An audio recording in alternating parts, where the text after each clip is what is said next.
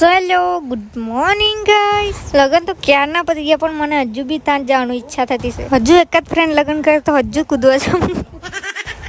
જો મારું મલ્ટીટાસ્કિંગ જેવું, મેં બે બાજુ ખાઉં છું ને એક બાજુ બટાકા ખાઉં છું, એક બાજુ રીલ જોઉં છું. इतने तेजस्वी लोग हैं हमारे पास. પછી બેસી રહેલી હતી મેં મસ્ત બહાર. થોડી વાર બહાર બેસીને પછી મેં બનાવ્યું શાક અને રોટલી અને તે ફટાફટ ખાઈ બી લીધું. તે ખાઈને હું આવી ગઈ બહાર, કેમ કે બહાર એટલો મસ્ત પવન આવ્યા કરતો હતો ને એકદમ ઠંડો ઠંડો. બહાર થોડી વાર ચાલીને હું ગઈ દુકાને, કેમ કે મમ્મીએ મૂકેલું એટલે જવું જ પડે ગાઈસ. દુકાનથી બેસીને એવું લઈ આવીને હું આવી ગઈ ઘરે. ઘરે આવીને મસ્ત ઠંડુ પી લીધું. પછી કપડાના ઢગલા પડેલા હતો તે ઘડી વાળી નાખ્યા. તે સરખું કરીને હું ગઈ વાસ્કોઈ કામ હતું ત્યાં. પછી ત્યાંથી કામ પતાવીને અમે આવી ગયા વાસ્કોઈ મસ્ત નાસ્તો કરવા માટે. નાસ્તામાં અમે મસ્ત સમોસા અને પેટીસ મંગાવ્યા હતા. તે ખાઈને પછી અમે નીકળી ગયા ઘરે જવા માટે. તડકો તો એટલો લાગે ને દેખાય બી નહીં કંઈ. પછી ઘરે આવીને મસ્ત મેં તો ચાલ્યા કરતી હતી થોડીક વાર, કેમ કે ખાધેલું તે પચાવવું બી પડે કે નહીં. તે પચાવીને હું આવી ગઈ હતી ઘરમાં, પણ આ મારા આંખમાં ખબર નહીં કઈ નાગમણી શોધતો હતો. પછી મમ્મી લાવી હતી ચીકુ, તે ખાઈ લીધું એક મસ્ત. પછી મેં આવી ગઈ હતી બહાર મસ્ત ઇવનિંગ જોવા માટે, પણ સનસેટ તો થઈ ગયું હતું પણ તો બી બહુ જ મસ્ત વ્યૂ હતું.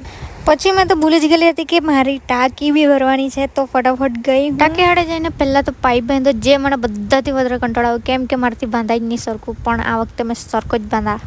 પહેલાં તો પાઇપ ખેંચી લીધો, બરાબરનો છૂટી નહીં જાય તો સારું તે બાજુથી. આ જ નહીં થતું હતું મારાથી બાંધાવાનું. પછી રબર લીધી ને જેમ તેમ કરીને જોર કાઢીને મેં છેલ્લે બાંધી જ કાઢ્યું. આ બધા કામ તો ડેડ હતા ત્યારે તો મેં જિંદગીમાં નહીં કરેલા હશે. પછી પાઇપ બાંધીને મસ્ત મોટર ચાલુ કરી દીધી ને હું આવી ગઈ અહીંયા ખેતરમાં બેસવા માટે, જે મસ્ત ઠંડી ઠંડી હવા આવ્યા કરતી હતી. મેં આવું બધું કામ કરું ને કોઈ વાર તો મને ડેડની યાદ બહુ જ આવી જાય એમ. પણ કંઈ નહીં, શાંતિથી બેસી રહે એમ. થોડીક વાર યાદ કરું, રડું આવે તો રડી બી લે એમ. પછી આવી એમ પાછી મારી કેરેક્ટરમાં.